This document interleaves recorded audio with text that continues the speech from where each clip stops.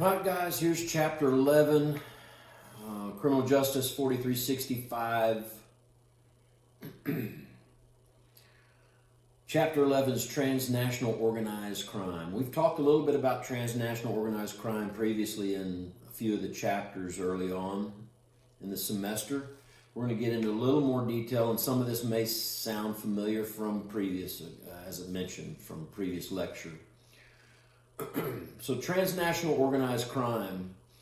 In chapter 11, some of the learning objectives, we're going to define organized crime. We'll discuss the types of organized crimes and their contemporary forms. We'll explain variations in organized criminal activity in different parts of the world. And finally, we'll compare different government responses to organized criminal activity. So what is organized crime? Organized crime is a continuing criminal enterprise that works to profit from illicit activities that are often in great public demand. Its continued existence is maintained through the use of force, threats, monopoly control, and/or the corruption of public officials. How organized crime is distinguished from other forms of criminal behavior. It emanates from a continuing enterprise. Crimes are rationally planned. They're not random acts of violence. These are rationally planned out, well thought out, like the Boston Marathon bombing, etc. That wasn't just a random act. Organized crime rings are able to insulate themselves from prosecution through different means of extortion and threats. Organized crime involves two primary types of activity. Number one is the provision of illicit goods and services. Examples are illegal gambling, loan sharking, prostitution, illegal narcotics, and stolen property. It involves consensual activities between the organized crime ring and the consumer, and there is no inherent violence in the activity carried out, generally speaking. Like prostitution, for example. There's a willing participant, that John, okay? And so there's a lack of violence is carried out in so many ways. Same with drug smuggling and selling drugs, etc.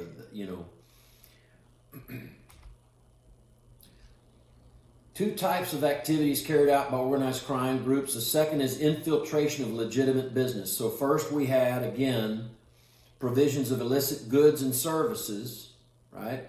And the second is infiltration of legitimate businesses. So examples involves exploiting a legitimate business in order to make illegal profit.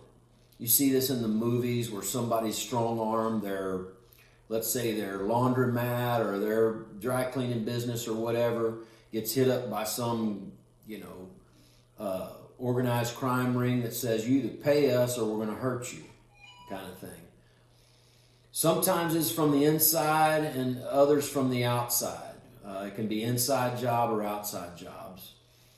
Common in business and consumer fraud activity, extortion via computers, often involves intimidation tactics and threats, usually non-consensual activities. These people, the business owners aren't consensual about this. They don't want to be a participant, but they get involved one way or another. So what is the scope of organized crime worldwide? The evolution of organized crime has taken us from small groups chopping up stolen cars and stealing televisions to high-end bank heists and cyber crimes, stolen intellectual property, software codes, and the like. We have gone from traditional prostitution to trafficking in human beings for forced labor and sexual slavery. Scope of organized crime. Simple business scams of years past have moved to more sophisticated and hard to detect insurance and bankruptcy fraud schemes. One example of this is a few years back in my hometown of Comal County, New Braunfels. We had what was known as the Scooter Store. It was a Fortune 500 company listed as one of the best places to work in the United States for a couple of years running. So let me tell you more about that story. So here's how that scheme worked at the scooter store. And many of you that are sitting in class this semester may have parents that lost their jobs at the scooter store as a result of this scheme. When the government shut them down, the FBI raided the scooter store about 3 or 4 years ago and put an end to all of this. So essentially what the scooter store would do is they had sales associates contact doctors throughout the country. The doctors were encouraged to request mobile devices for their patients. Doctors would receive kickbacks and other benefits, such as paid vacations, cash money on the side, and constantly being wined and dined.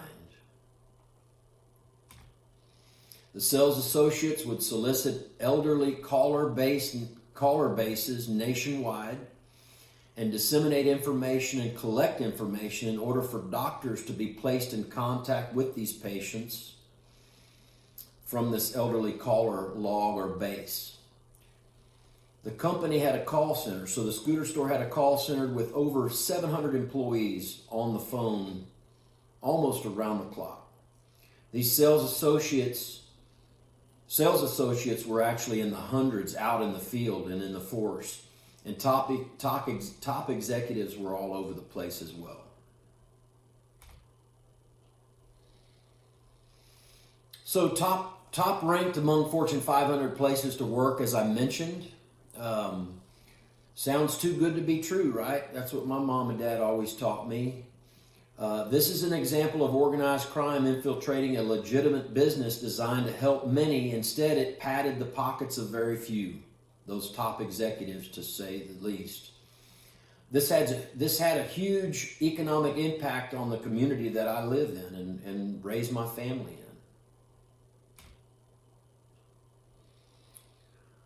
Organized crime has become an international problem for several reasons, including the globalization of the world economy, the opening of the borders to trade and travel, and the ease of communication via the internet, email, and mobile devices. Transnational organized crime is a byproduct of globalization. The distance between product and consumer has become smaller as illicit money, drugs, stolen property, and human beings can be moved quickly from source to final destination. Smuggling of migrants and the trafficking of humans are two of the fastest growing global problems we face today. Let's talk about human trafficking. It's a topic of specific concern for 3 reasons. Number 1, many nations have emerged from conflict and civil war, which has displaced large numbers of people without work, which has created a population of desperate and poor people willing to take risks and are easy prey for those looking for that opportunity. The second issue is the United Nations has enacted a global agreement to prevent, prosecute, and protect victims of organized crime. And finally, human trafficking is considered one of the most serious of all organized crimes because the victims are victimized repeatedly, unlike with other crimes, where if somebody is, robbed, somebody is raped, etc., that's a one-time instance initially and essentially. Whereas these people being trafficked they're being exploited for reasons, and it's one time after another. Prostitutes, for example, and then just being abused, working in facilities, labor, where it's inhumane. And they don't have a choice in the matter. They have to go back to work for these crime rings, etc. Usually human trafficking is a 3-step process. The victims are recruited, the victims are then transported, and then the victims are exploited. And we'll look at those in more descriptive measure and more detail. So let's look at recruitment.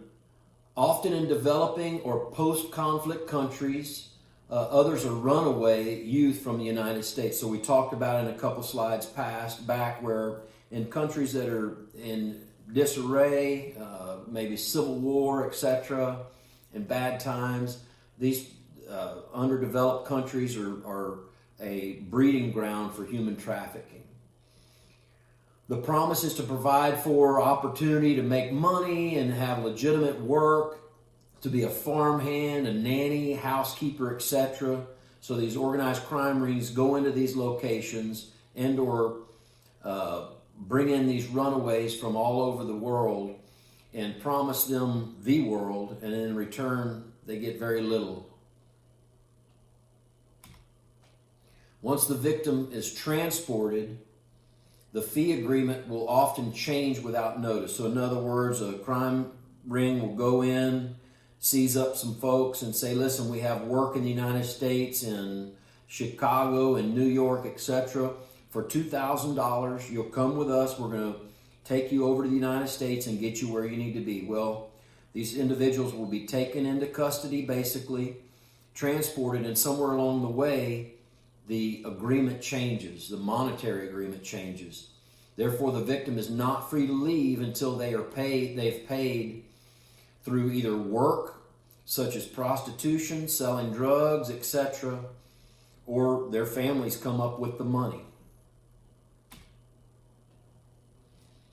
Finally, after a victim has been successfully recruited and transported and the deal begins to go bad, in other words, the deal changes, the victim is exploited. Essentially, the victim will be told there is no legitimate work and that the only available work is basically human trafficking, prostitution, some sort of a other kind of drug ring of sorts, or selling drugs, etc. Human trafficking has captured the attention of the nation and the world, but resources and international pressure must continue for a long-term success to follow. So let me jump over to the second phase of chapter 11.